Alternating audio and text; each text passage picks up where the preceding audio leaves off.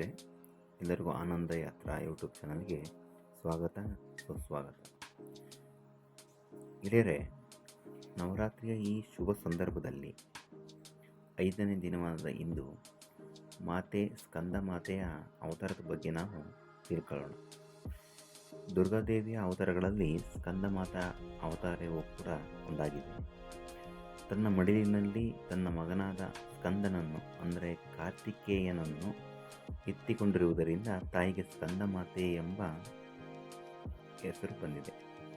ಒಂದೇ ಸ್ಕಂದನು ದೇವಸೇನ ನಾಯಕನಾಗಿ ತಾರಕಾಸುರನನ್ನು ವಧೆ ಮಾಡಿದ್ದನ್ನು ಕಾಣಬಹುದಾಗಿದೆ.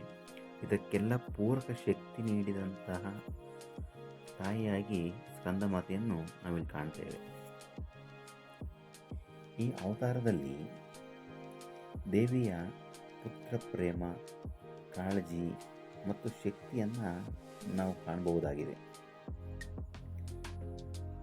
ಮಕ್ಕಳಿಗೆ ಜ್ಞಾನ ತುಂಬುವ, ಯುಕ್ತಿಯಿಂದ ಯೋಚಿಸುವ ಮತ್ತು ಸರಿಯಾದ ತೀರ್ಮಾನಗಳನ್ನು ತೆಗೆದುಕೊಳ್ಳಲು ಮಾರ್ಗದರ್ಶನ ಹೇಗೆ ನೀಡಬೇಕು ಅನ್ನುವ ಒಂದು ಗುರುವಾಗಿ ನಾವು ಈ ಅವತಾರದಲ್ಲಿ ದೇವಿಯನ್ನು ಕಾಣಬಹುದಾಗಿದೆ. ಸ್ಕಂದಮಾತೆಯು ನೋಡಲು ಶಾಂತ ಸ್ವಭಾವದಂತೆ ಇದ್ದರೂ ಕೂಡ ಕ್ರೌಂಚನೆಂಬ ರಾಕ್ಷಸನನ್ನು ಸಂಹರಿಸಿದ ಮಾತೆಯಾಗಿದ್ದಾಳೆ.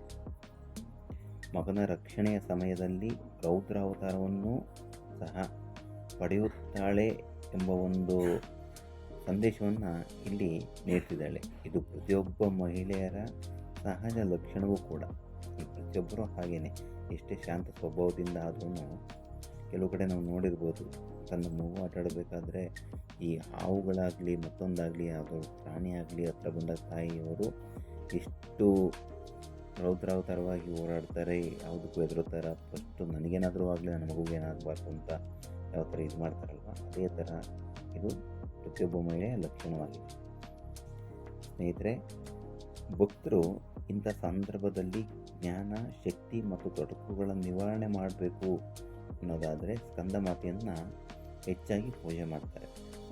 ಸ್ಕಂದ ಮಾತೆಯವರು ಎಲ್ಲರಿಗೂ ಶುಭವನ್ನುಂಟು ಮಾಡಲಿ ಅಂತ ಹೇಳ್ತಾ, ಇನ್ನೂ ನಮ್ಮ ಹೆಚ್ಚು ವಿಡಿಯೋಗಳನ್ನು ಮಾಡಲಿಕ್ಕೆ ನಮಗೆ ಈ ವಿಡಿಯೋಗೆ ಎಲ್ಲರೂ ಸಬ್ಸ್ಕ್ರೈಬ್ ಮಾಡಿ, ಲೈಕ್ ಮಾಡಿ ಅಂತ ಹೇಳ್ತಾ, ಎಲ್ಲರಿಗೂ ಶುಭವನ್ನುಂಟು ಮಾಡಲಿ ತಾಯಿ ಅಂತ ಹೇಳ್ತಾ ಈ ವಿಡಿಯೋನ ಮುಗಿಸ್ತಿದ್ವಿ. ಇನ್ನು ಯಾರು ಸಬ್ಸ್ಕ್ರೈಬ್ ಆಗಿಲ್ಲ ಅಂದರೆ ಸಬ್ಸ್ಕ್ರೈಬ್ ಆಗಿ.